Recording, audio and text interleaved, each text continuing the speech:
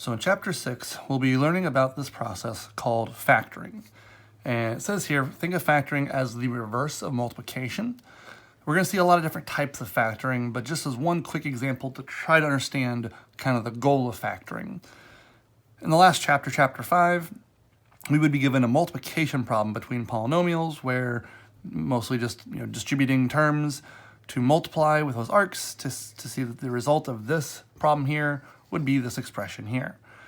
In chapter 6, when we say factoring is the reverse of multiplication, that's precisely what it is. We will be taking polynomials, expressions with multiple terms, and looking at how we can factor them, meaning represent them as the multiplication problem that would have had that as the result, essentially. So it's like you're undoing the multiplication. You're going to have this and want to know that it could have come from here. Now, there's some processes and specific rules about what we're going to want to do and how to know something is completely factored, which is always our goal. But the general idea is to factor something means to have it written as a product, as multiplication, right? That's what this is. This is 2x times x squared minus 3. Or you can even think of it as 2 times x squared minus 3. So it's something that's written in a form that is strictly a product. And that's our goal. Now, like I said, there are different ways to do that. And so in this first section, we'll focus on something called the greatest common factor, or quite often abbreviated GCF. So it says the GCF is the largest factor that can be found in a group of terms. Or another way of thinking of it is the largest value that can be divided into all the terms. So starting off with just some numbers, 16 and 6. The GCF, greatest common factor, 16 and 6, it's the greatest, the largest factor they have in common. The biggest number that divides into both 16 and 6. That's what it means to be a factor of a number, is it's something you could multiply by something else to get a specific value. So we can think of things that go into 16, think of things that go into 6, and think of the biggest number, right? The biggest value. And in this case, it's actually a 2. One way you could do it when numbers are smaller is just ask, what numbers go into 6? Well, 1, 2, 3, and 6 all go into 6. Of those few numbers you just listed, 1, 2, 3, and 6, what's the biggest one that goes into 16? And it's 2. Now, that's if your smaller number is small enough, that's a nice approach. Just think of the numbers that go into your small number, and then the biggest one of them that goes into your bigger number. As numbers get bigger, if we were to think about the numbers that go into 18, that's a little bit bigger number, and then thinking about the ones that go into 24 from that list, that can get a little more cumbersome. So I like also pointing out this idea of a prime factorization tree. So to use the prime factor tree, you take your first number, and you think of any two numbers that go into that number, any two values that are a factored pair of that number. So for instance, 2 and 9, two numbers that give us 18. Now, 2 is a prime number. I'm going to circle it, just kind of say I'm done excuse me, with that branch. Now, 9 is not prime. I can break 9 down. 9 breaks down to 3 and 3. Now, both those are prime, so I can't break those down any further. And so we have that 18, I'm going to put this off to the side here, 18 comes from the prime factors of 2 times 3 times 3. Usually like to write them in order low to high. Now do the same thing for 24.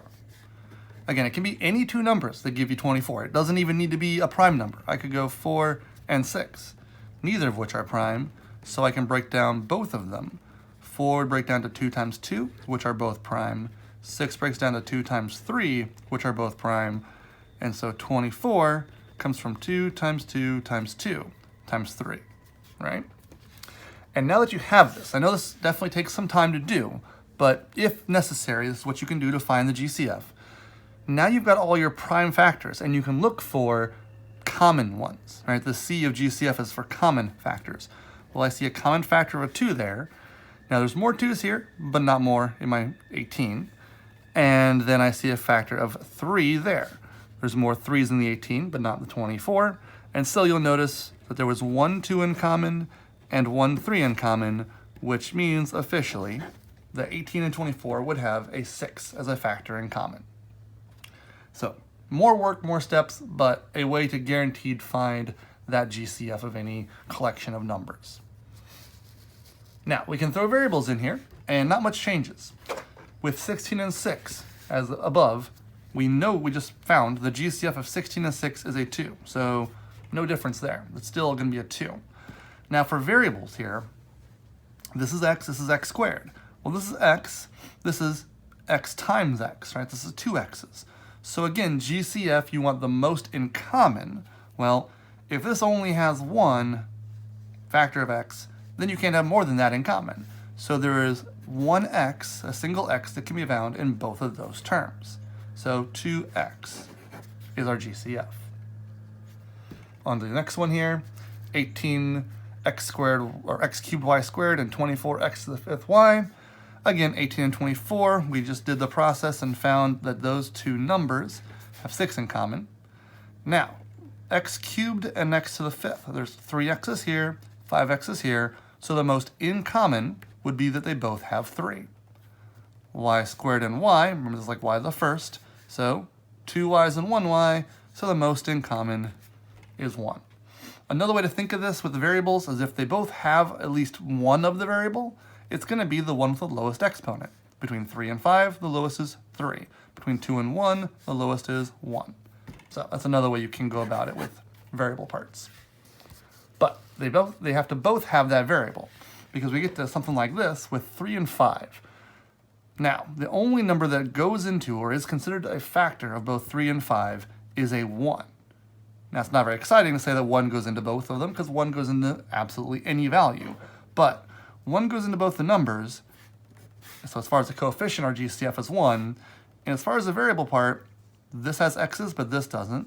This has y's, but this doesn't. So there's no variable part in common. So we will say our GCF is a 1 for those two terms. And so it just mentions here that you don't want to get used to ever saying that there is no GCF, but we will definitely see plenty of instances where the GCF is a 1, signifying they have nothing of value in common, since anything will have a GCF of 1. But now that we've found the GCF, we want to work on factoring out the GCF, using it to get a factored form. So if I look at this first example here, 5x plus 15. Notice now it's an expression. I've not got these as just separate individual terms. You still are going to identify the GCF of the terms individually, and I'll put that off to the side here. We will always do that for our first step. Now, 5x and 15. Look at the numbers, 5 and 15. A number that would go into both of them is 5. Variable-wise, this one has an x, this one does not. So variable-wise, there's nothing in common. So 5 is it. 5 is our GCF of these two terms. Now, to factor these terms, it says up here, what would you need to distribute the GCF through to get back to where you started? This is kind of like the very first example we saw on the previous page. The 5 that we just found in common, it's asking us, if you put this 5 out front, what would it have to distribute through? Imagine drawing arcs to these terms. 5 times what would get us this 5x term? Well, 5 times x would be 5x. And then another arc, 5 times what would be a 15, a plus 15, plus 3. Positive 3, so plus 3. So we've now taken this GCF of 5 and factored it out of both of these terms, and we're left with this thing that is in a product form, right? 5 times x plus 3, that would multiply back out to that original expression. So, I'll draw it again without the arcs in the way, but that is it. That is the answer. 5 times x plus 3 is the factored form of 5x plus 15. Okay? Now, from there, number 2, if we look at the number part, we notice there's not a coefficient in common at all, right? We have a 1 out front here, 2 out front here. So there's no number part. We could put GCF as 1, but I'll wait and I'll ask for the variable part, which we see there's 3 y's and 1 y, right? So the most in common would be a single y. You could call it 1y if you wanted to, certainly, but it's just y. And so again, we write that y, and then we ask that question, what would you distribute through? I'm not going to draw the arcs, but I'll imagine it. This y is asking, y times what is y cubed? Okay, well, you've got 1y, but you need 3, so you need 2 more. We know that our rule for multiplying similar bases is to add exponents. 1 and 2 would be where that 3 comes from. And then y times what gives you 2y, or positive 2y? Well, we would just need the positive 2 for y times 2 to give us 2y. And that would be the factored form. So number 3, we've got an 8 and a 2. So the GCF there between the numbers 8 and 2, they've got a 2 in common. 2 goes into both. As far as the x's are concerned, x cubed and x squared, 3 x's and 2 x's, so the most in common would be a 2. So then that 2x squared is what we want out front, and imagine the arcs. 2x squared times what is 8x cubed? Well, we would need 2 times 4 to give us 8. And x squared is 2 of the 3 x's we need, so we need 1 additional one. And just check it. Every time you write out a factor GCF form, just quick multiply. 2 and 4 is 8, and x squared and x to the first, 2 plus 1 is 3. If you know your multiplication rules, then you can always check these. And we'll make that point again here in a moment. Now here, 2x squared times what gives me negative 2x squared? Well, you've got the 2 and the x squared, so notice you really don't want to change this at all. So we need a 1. Now it is important to make sure it's a negative or a minus sign there, so you would end up back at the minus 2x squared. But notice even if you factor out everything in a term, it doesn't disappear. You need that 1 there as that placeholder for distribution to say that this is the multiplication that will get you back to where you started. Okay? Looking at the next one here, we've got 3 terms. We can still find a GCF of any number of terms. So look for the GCF here. And so for the numbers, 15, 8, and 12, nothing goes into all 3 of those numbers, x other than 1. X to the 5th, x to the 3rd, and x, 5 x's, 3 x's, and 1x. So the most in common between those 3 terms is just x. Again, it's got to be in all of them. So if that's the case, we will factor out the x, and then we'll ask that question. X times what is 15x to the 5th? You can think of a 1 here if it helps you, because we need 1 times 15. That doesn't change. There was x to the 5th, but now we need x times x to the 4th, right? We took out 1 of the x's. There's 4 left. Next term, the 8's still there, and then the x cubed was 3 x's, so now there's 1 less, so x squared. And the last was a minus 12x. The minus 12 stays there, but the x has now been factored out. So that would be our result after factoring out that GCF of an x. All right, now the next one has a specific kind of rule that we're going to say applies to just about any factoring we do. Looking at these 3 terms, as we go to find the GCF, we can certainly ask what's in common, but before we do that, I want to point out what this mentions. If your first term is negative when you're factoring, factor a negative sign out as part of the GCF. Whether or not there's lots of or few minuses or negatives in the problem, if your first term is negative, we're going to think of our GCF as being negative, primarily because as we learn more processes later on in this chapter, we want our first terms of things to be positive. We don't like them to be negative. So factoring out a negative along with, well, 4, 2, and 8 have a 2 in common, and x cubed, x, and x squared, 3x's, 1x, and 2x. So there's an x in common. So negative 2x as a GCF. Now, keep in mind you've got a negative factored out. This is very important because now you're asking negative 2x times what gives you negative 4x to the 3rd.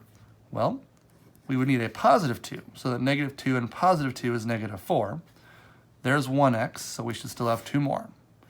The next term, negative 2x times what is a positive 2x? Well, we've got the 2, we've got the x, but we want a different sign. So we've got all the stuff we need, but we change that sign up to a negative 1 so that negative 2x times negative 1 is positive 2x.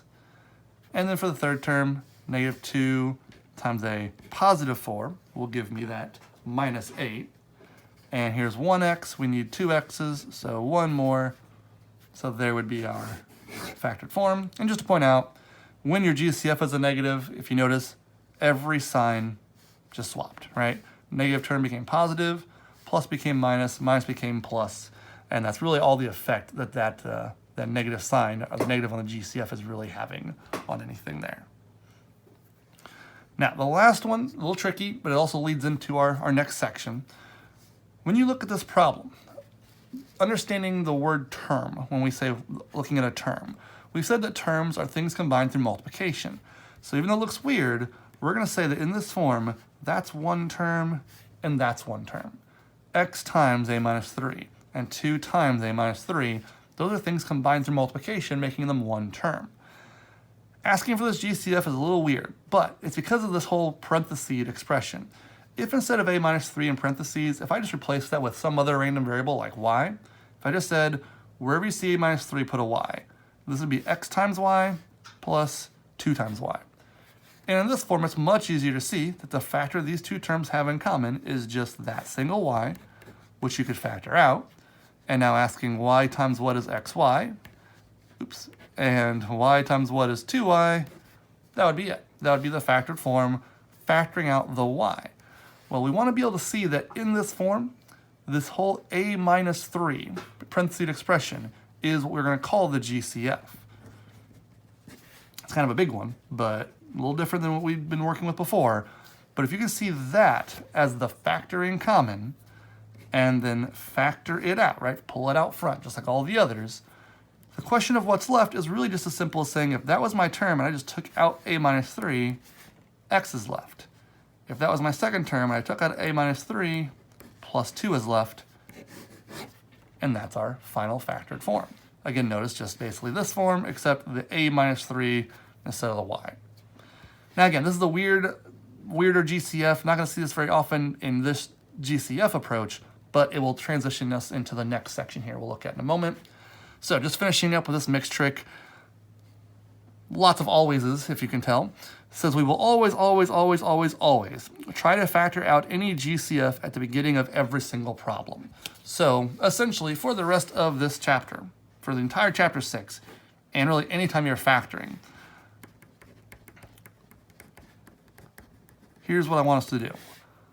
I'm going to be asking for first step, as in like, what's the first step we do? And in any factoring problem, right, the answer to first step is just those 3 letters, maybe with some excitement, right? GCF. First step, GCF, every time that we are factoring. And you'll hear that throughout these chapter 6 notes.